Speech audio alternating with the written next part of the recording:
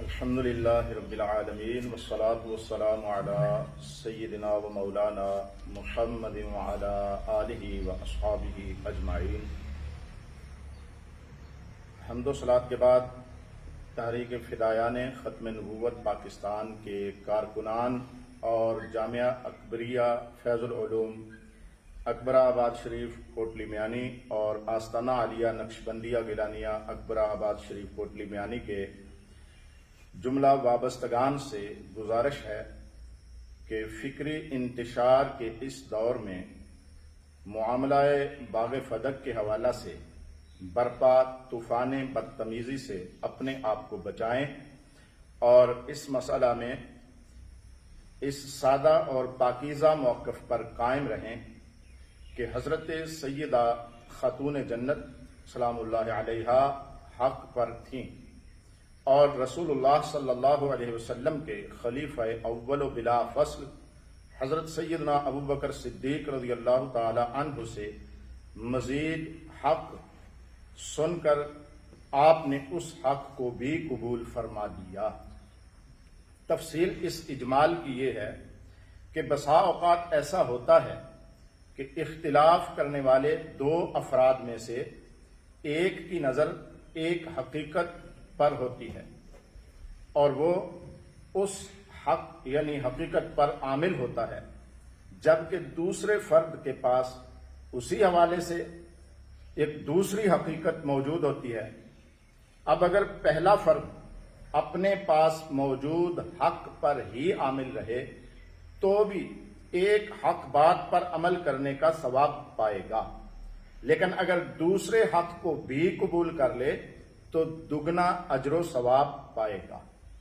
اجتہادی عمل میں ایک مجتہد کو ایک اجر اور دوسرے مجتہد کو دو اجر ملنے کا یہی سبب ہے۔ اب اس موقف اور فدق کے معاملہ کو ایک دوسرے واقعہ کے تناظر میں سمجھنے کی کوشش کریں، جسے حضرت امام بخاری نے اپنی الجامع الصحیح میں باب ذکر اسحار النبی صلی اللہ علیہ وسلم حدیث نمبر 3729 میں نقل فرمایا ہے۔ خلاصہ روایت یہ ہے کہ سیدنا علی المرتضی کرم اللہ وجہہ الکریم نے سیدہ فاطمہ رضی اللہ تعالی عنہا کی موجودگی میں دوسری شادی کا ارادہ فرمایا تو رسول اللہ صلی اللہ علیہ وسلم نے آپ کو سیدہ فاطمہ کی موجودگی میں اس نکاح سے منع فرما دیا۔ اب قابل غور بات یہ ہے کہ سیدنا علی کو یہ دعائے نبوی حاصل ہے، اللہم ادر الحق معہ حیث دار، جسے امام ترمذی رحمۃ اللہ علیہ نے باب مناقب علی میں حدیث نمبر 3714 کے تحت ذکر فرمایا ہے۔ اور سیدنا علی کے لیے یہ اعلان بھی فرمایا گیا کہ علی مع القرآن والقرآن مع علی، جسے امام حاکم نے المستدرک میں روایت کیا، جلد نمبر 3 اور حدیث کا نمبر 4628 ہے، اور علامہ ذہبی نے اپنی تلخیص میں اسے سندن صحیح بھی تسلیم کیا ہے۔ ان ارشادات کے ہوتے ہوئے ارادہ نکاح ثانی میں مولا علی کو خطا پر ہرگز نہیں کہا جائے گا، کیونکہ علی جدھر کا رخ کریں گے حق پر ہی رہیں گے۔ لہذا ہم یہ کہیں گے کہ سرکار علی پاک نے جب دوسری شادی کا ارادہ فرمایا تو ان کی نظر بیک وقت 4 شادیوں کے اذن قرآنی والی حقیقت یعنی ایک حق پر تھی، لیکن رسول اللہ صلی اللہ علیہ وسلم نے ایک دوسرا حق یعنی ایک دوسری حقیقت ظاہر کرتے ہوئے آپ کو منع فرما دیا، اور وہ دوسرا حق یعنی ایک دوسری حقیقت یہ تھی کہ سیدہ فاطمہ الزہرا کی یہ خصوصیت اور انفرادی شان ہے کہ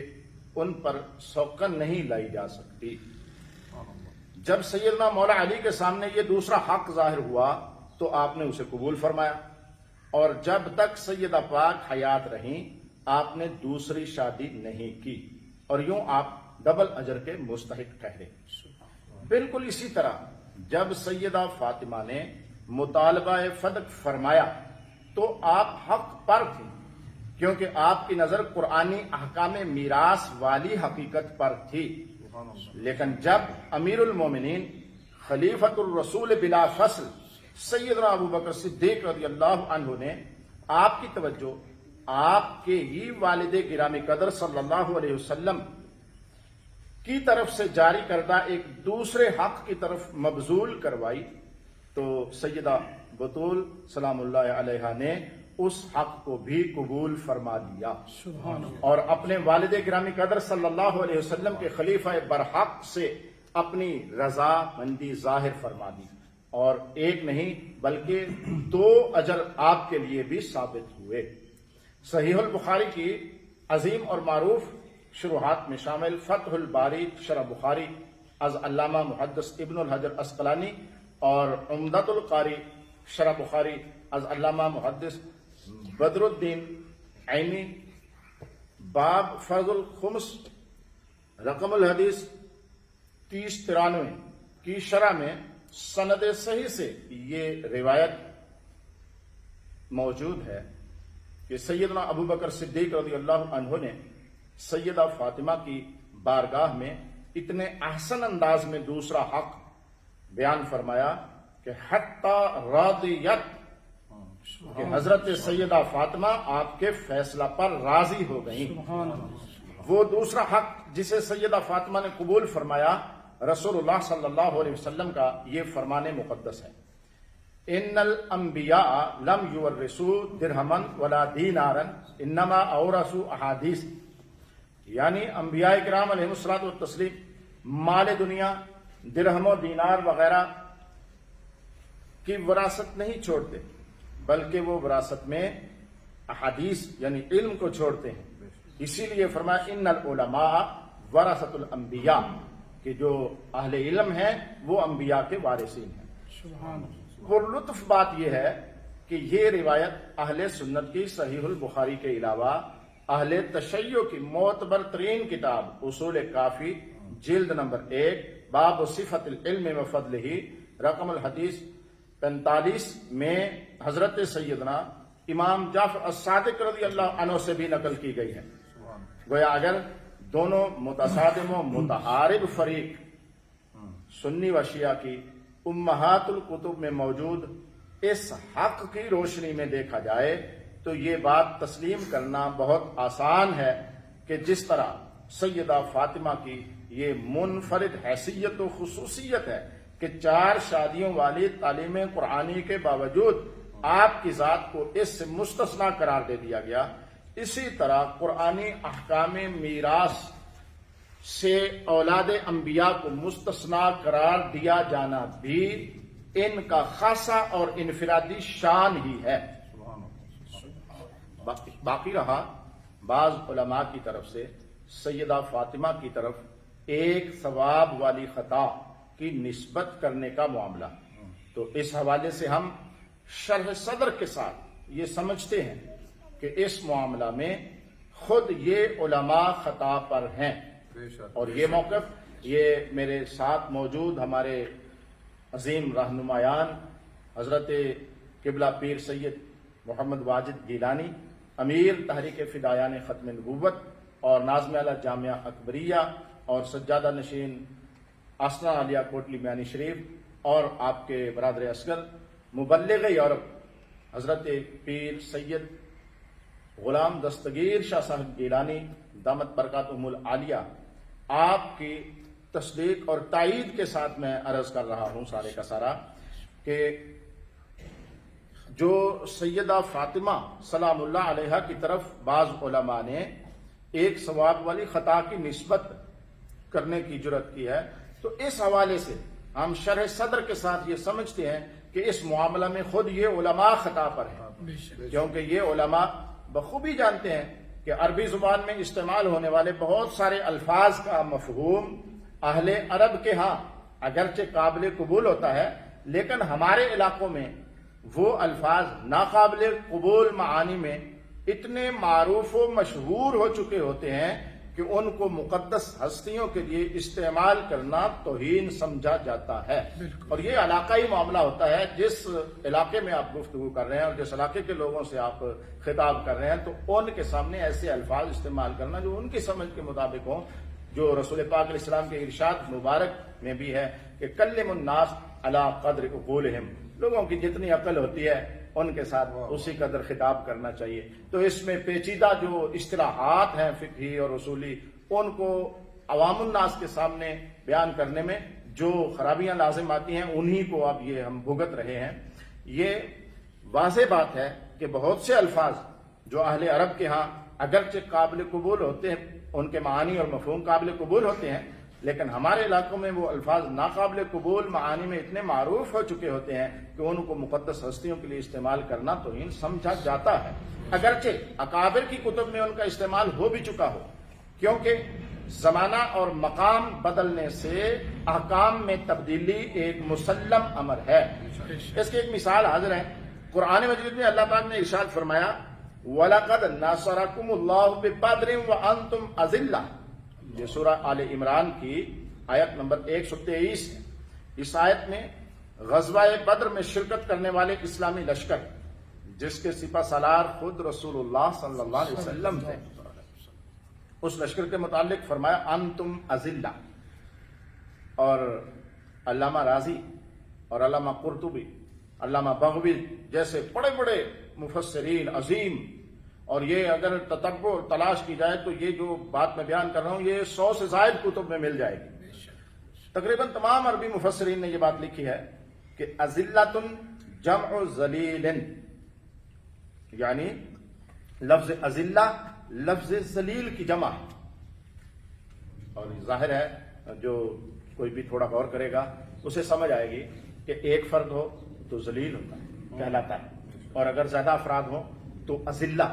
کا لفظ استعمال کیا جاتا ہے. لیکن اب یہاں سوچنے کی بات یہ ہے اس وقت بدر کے میدان میں صحابہ کرام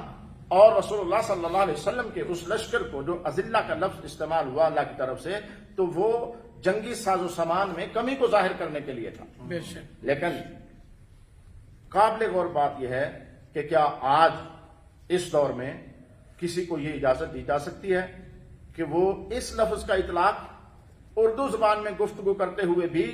ان مقدس ہستیوں پر کرے اور دلیل کے طور پر قرآن کھول کھول کر دکھاتا پھرے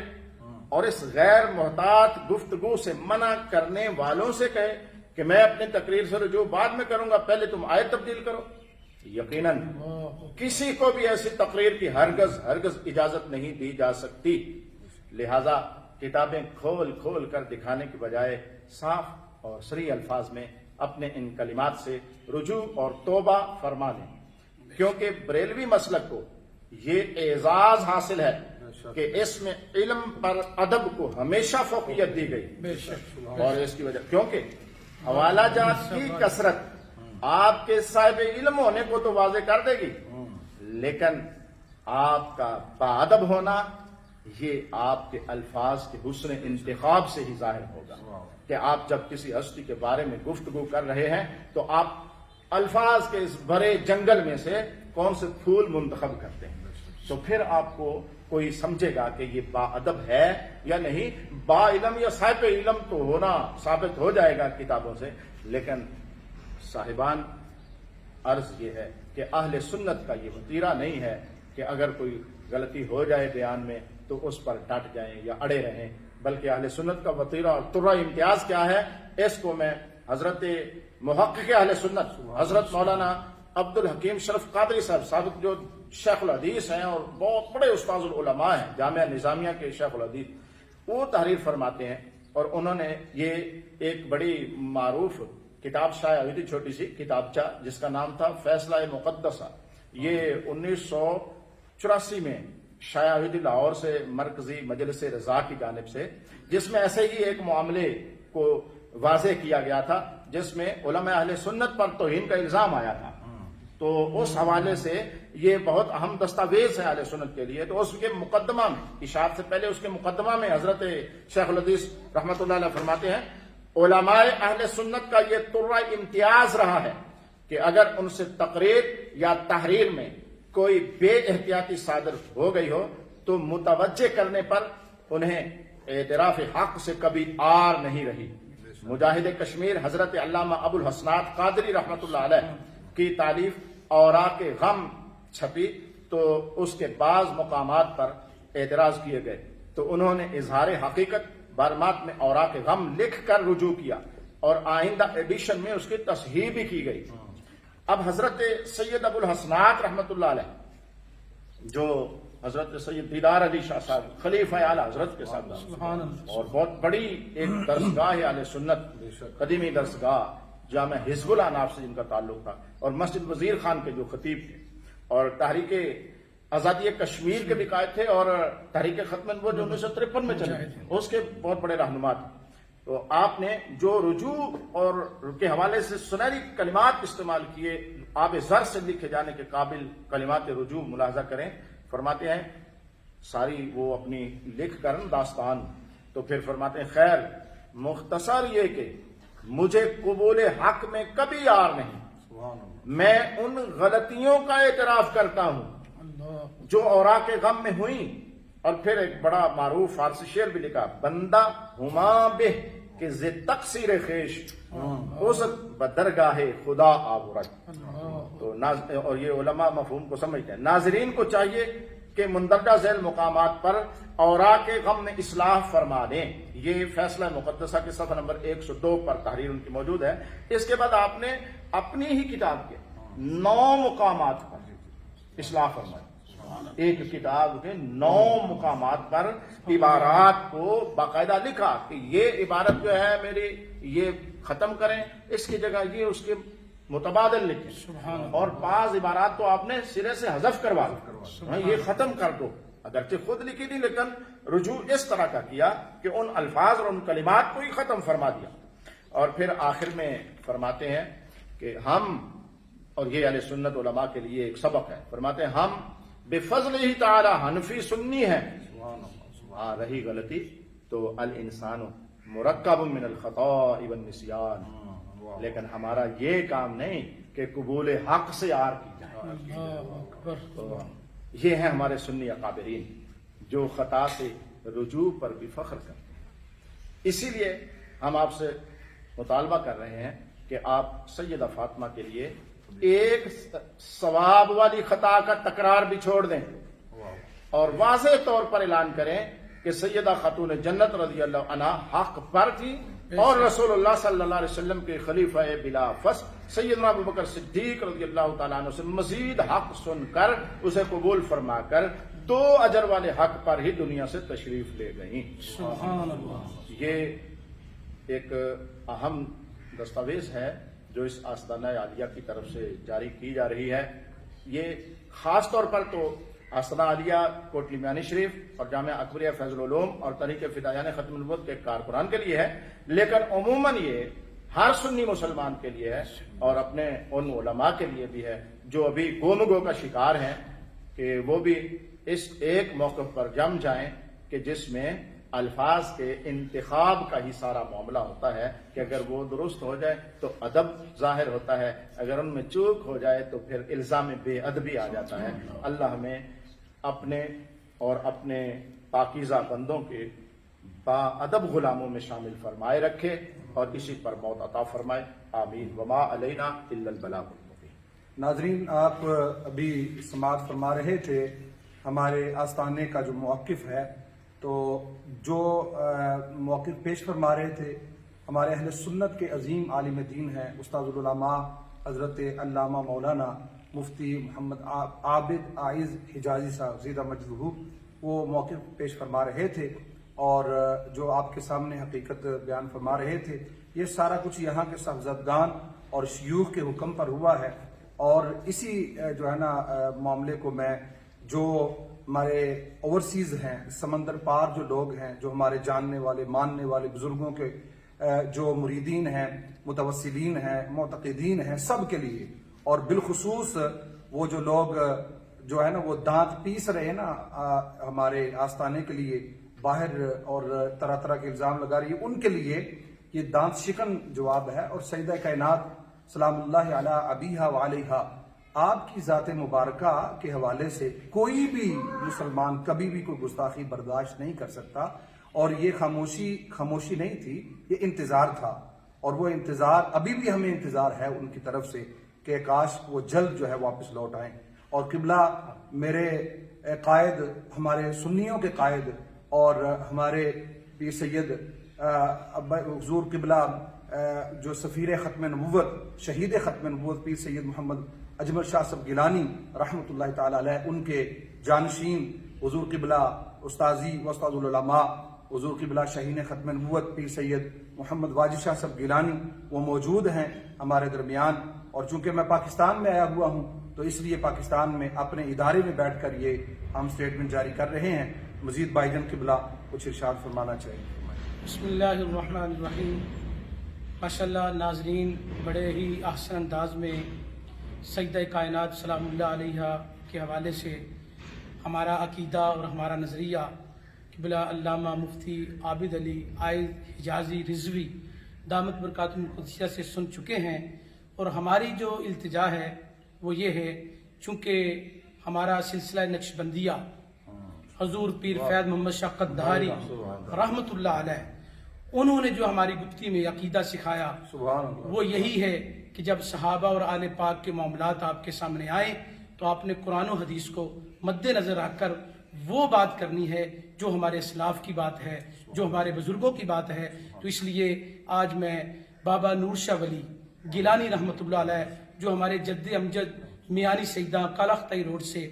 ہم ان کی جتنی اولاد ہیں گیلانی سادات، میں ان سے خصوصی ریکویسٹ کروں گا کہ گیلانی سادات کا زیادہ حق ہے کہ وہ صحابہ کرام کی نموس اور عزت کی بات ضرور اہل بیت کی شان کے ساتھ کریں۔ کیوں کہ جو ہمیں ورگ لانے کے لیے یہ بات کی جاتی ہے کہ جناب سیدنا علی کرم اللہ وجہ الکریم اور حضرت سیدنا امیر معاویہ رضی اللہ تعالیٰ کے حوالے سے جو گفتگو کی جاتی ہے، تو ہمارے جد امجد انہوں نے یہی بتایا کہ جب تمہارے جد امجد حضرت امام حسن پاک نے سلو کر لی تو جو اصلی نسبی حلالی بیٹے ہوتے ہیں ان کے لیے ضروری ہے کہ وہ اپنے بڑوں کی بات کو اور بڑوں کی سلو کو برقرار رکھیں۔ تو اس لیے آج ہم اس موقع پر جتنے بابا نور شاہ ولی گیلانی رحمۃ اللہ علیہ کے جو فرزند ہیں پوری دنیا میں، ان کی اولاد ہے، ہم ان سے گزارش کریں گے کہ خدا را جب صحابہ کرام اور آل پاک کی بات ہو تو اس وقت اپنے علم کو مد نظر نہ رکھا کرو، اس وقت اپنے بزرگان دین کا جو تعلیمات ہیں ان کو رکھا کرو۔ اور آج آخر پر میں تحریک فدائیان ختم نبوت پاکستان اور جامعہ اکبریہ فیض العلوم اکبر آباد، جس کے بانی حضرت پیر طریقت رہبر شریعت پیر سید اجمل علی شاہ صاحب رحمۃ اللہ علیہ شہید ختم نبوت، اور اس مدرسے کے سرپرست اعلیٰ پیر طریقت رہبر شریعت پیر سید اکبر علی شاہ صاحب گیلانی اور پیر سید اصغر علی شاہ صاحب گیلانی، جو تمام معاملات کی سرپرستی فرما رہے ہیں، میں تمام مریدین، محبین، عقیدت مندوں سے یہ بات عرض کروں گا کہ یہ جو حق آپ کے سامنے بیان ہوا ہے، اس حق کو آپ سنیں بھی اور دوسرے لوگوں تک یہ پہنچائیں بھی۔ اللہ تعالی ہم سب کو عمل کرنے کی توفیق عطا فرمائے۔ اور جو اس حوالے سے مریدین کو پیغام ہے مشائخ گیلانیہ نقشبندیہ آستانہ عالیہ کوٹلی میانی شریف سے، اکبر آباد سے، اور سب کے لیے جو پیغام ہے، ابا جی حضور قبلہ بڑے ابا جی حضور، ابا جی حضور اور سارے بھائی جان صاحبزادگان، سب کا یہی مریدین سے جو ہے نا وہ یہ ایک پیغام ہے ان کو کہ اپنی زندگی میں یہ لازم قرار دے دیں کہ اپنے سیدی و مرشدی خواجہ فیض محمد قندھاری رحمۃ اللہ تعالی علیہ کی تعلیمات سے نہیں ہٹیں گے، اور اعلیٰ حضرت امام اہل سنت امام احمد رضا خان فاضل بریلوی رحمۃ اللہ تعالی علیہ اور حضور مجدد